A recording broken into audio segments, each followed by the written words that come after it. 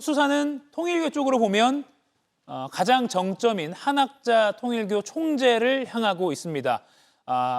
8일에 출석하라라고 특검은 앞서 통보했는데 8일 출석에 대해서는 한학자 총재 측은 건강상의 이유로 불출석 사유서를 제출했고요. 이에 특검은 다시 다음 주 목요일로 출석하라고 2차 출석 요구서를 보낸 상태입니다. 이에 대해서는 아직 통일교 쪽에서는 답변은 없는데 글쎄요. 2차 출석 요구 다음 주 목요일 조윤선 변호사님 출석할까요?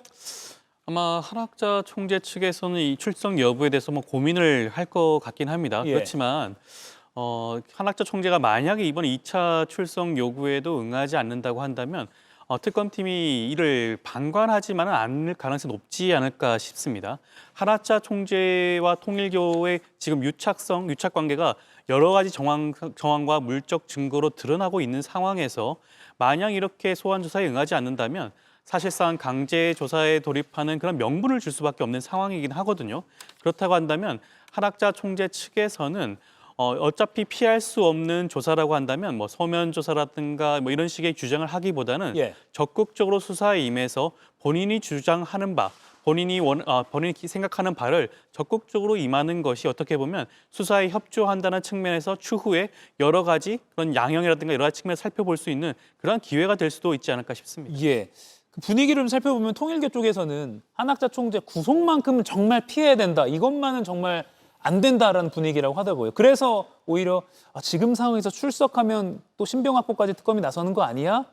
가능성은 어떻게 보세요? 그런데요. 앞서 조현삼 의원도 지적을 해주셨지만 지금 두 번째 출석을 안 하게 되면 특검이 세 번째까지 기다리지 않을 가능성이 상당히 있습니다. 오히려 특검이라고 하는 게 기본적으로 수사 기간이 제한되어 있기 때문에 마냥 기다려줄 수는 없다는 생각을 할 가능성이 있고 그렇게 되면은 체포영장을 청구해서 영장에 의해서 체포한 다음에 그 조사 이후에 구속영장 청구까지 바로 일사천리로 이어질 가능성도 배제할 수 없습니다. 더더군다나 이 지점에서 우리가 짚어봐야 될 것은 한학자 총재가 이재명 정권의 첫 민정수석인 오광수 변호사를 변호인으로 선임함으로써 전관예우를 의도하고 있는 것이 아니냐라고 하는 큰 논란이 빚어졌잖아요. 물론 오광수 변호사가 이 정권의 첫 민정수석이면서 그런 전관예우를 의도하는 듯한 변호인 선임에 응한 것 자체 그리고 그런 인사가 사실 인사검증을 통과해서 민정수석이 됐던 것까지가 참 문제입니다만 어쨌든 이런 것이 이미 알려진 상황에서 두 번, 세 번 계속 기다려주게 되면은 특검도 과연 한학자 총재 쪽에 대해서 호의를 베풀어주는 것이 아니냐라고 하는 논란으로부터 자유롭기 어려워질 수 있습니다. 그렇기 때문에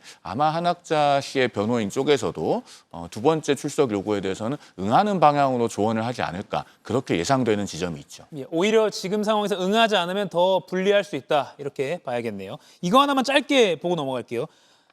미 전 국무부 장관이죠. 폼페이오 전 장관이 소셜미디어에 이런 글을 올렸습니다. 국내 현안에 대해서인데요. 통일교 한학자 총재 대상 법적 조치 매우 우려스러운 일이다. 종교 자유를 침해한다라는 글을 올렸습니다. 김주호 의원님. 네.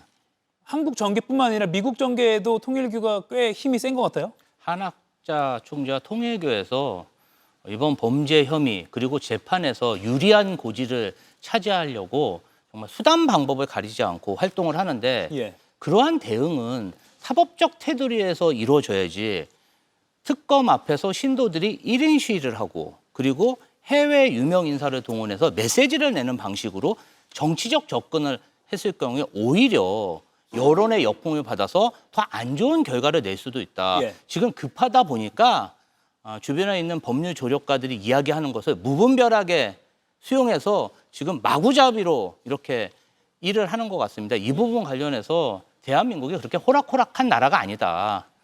사법적 대응, 본분을 좀 지켜주셨으면 합니다. 물론 폼페이오가 저 글을 어떤 연유로 올렸는지 통일교 측이 부탁을 받았는지 이런 건 입증된 게 없지만 지금 의원님께서는 아마 요청에 의해서 올렸을 가능성이 크다 이렇게 추정하시는 거군요. 그렇죠.